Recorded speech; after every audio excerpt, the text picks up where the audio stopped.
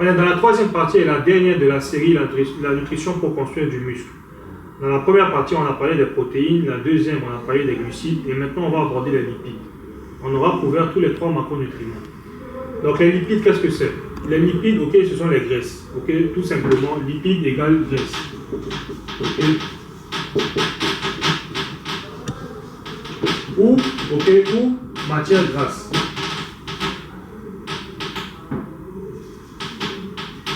Ok, les lipides égale graisse ou matière grasse. Les lipides se trouvent dans toutes nos cellules. Notre cerveau est constitué à 70% de lipides. Les lipides ont deux fonctions. Ok, fonction énergétique et structurelle. Énergétique, leur rôle principal, parce qu'on les utilise comme carburant pour bouger, réfléchir, se développer, etc. Tout comme les glucides qu'on utilise aussi comme carburant. Mais la différence avec les lipides est que les glucides s'utilisent en premier lors d'un effort. Et les lipides s'utilisent généralement lors des efforts prolongés, quand les réserves de glucides sont déjà basses. Donc les glucides, on les utilise quand on a suffisamment de glycogène, de sucre dans le sang, okay, dans les muscles. On utilise les glucides comme source première d'énergie. Et les lipides vont s'utiliser quand les glucides sont basses. Okay? Quand on a fini d'utiliser les glucides, on utilise les lipides comme source d'énergie. Donc tout le surplus de lipides qu'on mange est stocké sous forme de graisse dans les tissus adipeux. Et quand le corps a besoin d'énergie et que vous ne lui donnez pas assez d'énergie, il prend cette énergie-là où? Eh bien dans les graisses qu'il a stockées.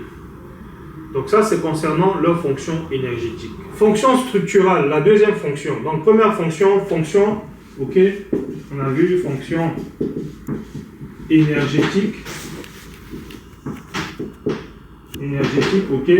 Deuxième fonction, fonction structurelle. Donc fonction énergétique et structurelle. Structurelle, parce qu'il joue un rôle essentiel dans la constitution de nos membranes cellulaires. Toutes nos cellules ont besoin de lipides pour fonctionner et se renouveler. C'est avec les lipides, par exemple, qu'on fabrique nos hormones, qu'on synthétise certaines vitamines, comme la vitamine A, D, E, K. Toutes ces vitamines-là, on appelle ça liposolubles. Ils se dissouent que dans les graisses. Et le corps, on ne peut pas transporter ces vitamines-là dans le corps si les graisses ne sont pas présentes. Okay? Ça, c'est la fonction structurelle. Donc, on classe ces lipides en trois familles. Okay? Trois familles. Les acides gras.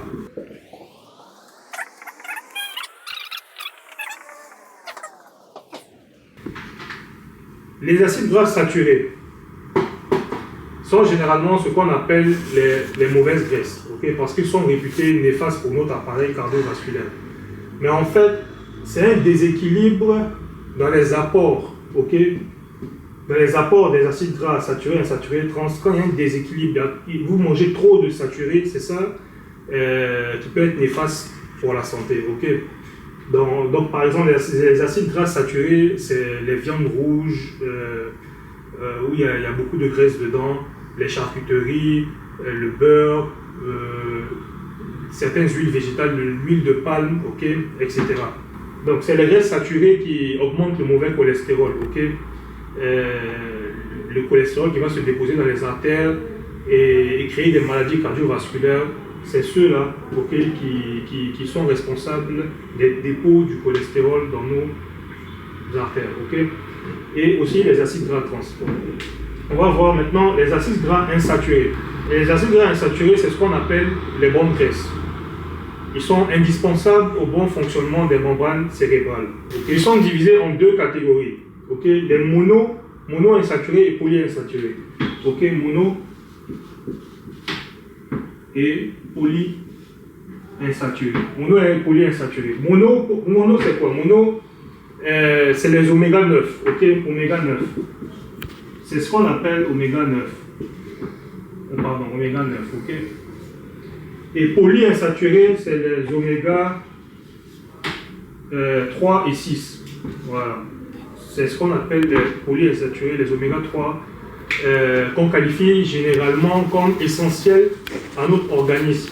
Car notre corps ne peut pas les synthétiser. On ne peut pas prendre les oméga 3 et 6, là, notre corps ne peut pas les fabriquer, donc on doit les apporter par l'alimentation. Okay? Donc c'est des acides gras essentiels au bon fonctionnement de notre corps. Ils protègent nos artères, réduisent le mauvais cholestérol, protègent des maladies cardiovasculaires. Ils sont anti-inflammatoires. Okay?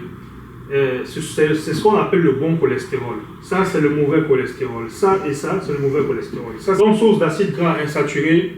Okay, l'huile d'olive, les avocats, les fruits à coque, les noix, amandes, okay, pistaches, etc. On a certains poissons comme le saumon, okay, le mérou, ils sont riches en oméga 3.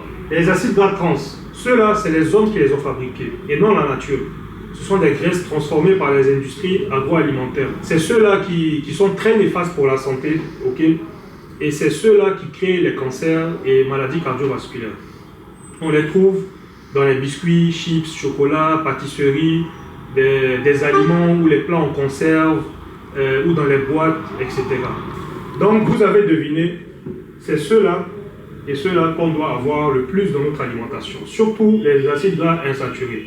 Les acides gras trans, il faut les utiliser occasionnellement, juste si vous avez envie de manger quelque chose de sucré ou autre, peut-être une fois par semaine. Voilà, ok? Donc, dans notre alimentation, on a vu les protéines, il faut 2 grammes par kilo de poids de corps, les glucides. Je vous donne en général, ok, 2 grammes par kilo de poids de corps, je dis encore, il y en a qui vont recueillir 3 grammes, il y en a qui vont recueillir 1,5 grammes, ok, il va falloir adapter à chacun. Donc, si on prend 2 grammes par kilo de poids de corps pour les protéines, les glucides, on a pris 4 grammes, je dis bien pour construire du muscle, c'est des quantités pour construire du muscle. Et en acides gras, en lipides, ici, on va avoir besoin d'environ, on va dire au moins 0,75 à 1 gramme, okay, par kilo de poids de corps. Donc, on va dire 1 gramme au minimum, okay, par kilo de poids de corps, si ce n'est pas 1,5 gramme. Okay?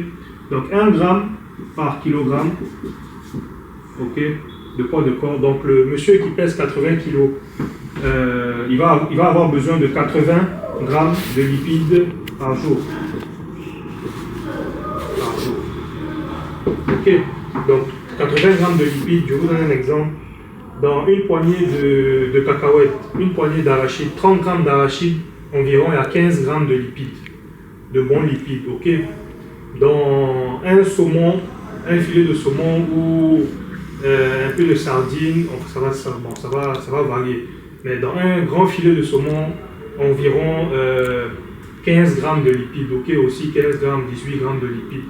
Dans une grande tranche de viande, il y a environ 10 grammes de lipides, ok, une grande tranche de viande, ça dépend de 10 à 15 grammes de lipides. Donc, il va falloir, comme je vous ai expliqué pour les glucides et les protéines, si vous avez besoin de 80 grammes de lipides par jour, vous mettez les 80 grammes là, vous les répartissez dans les 3 repas de la journée, ok, pour atteindre les 80 grammes de lipides qu'il vous faut dans la journée.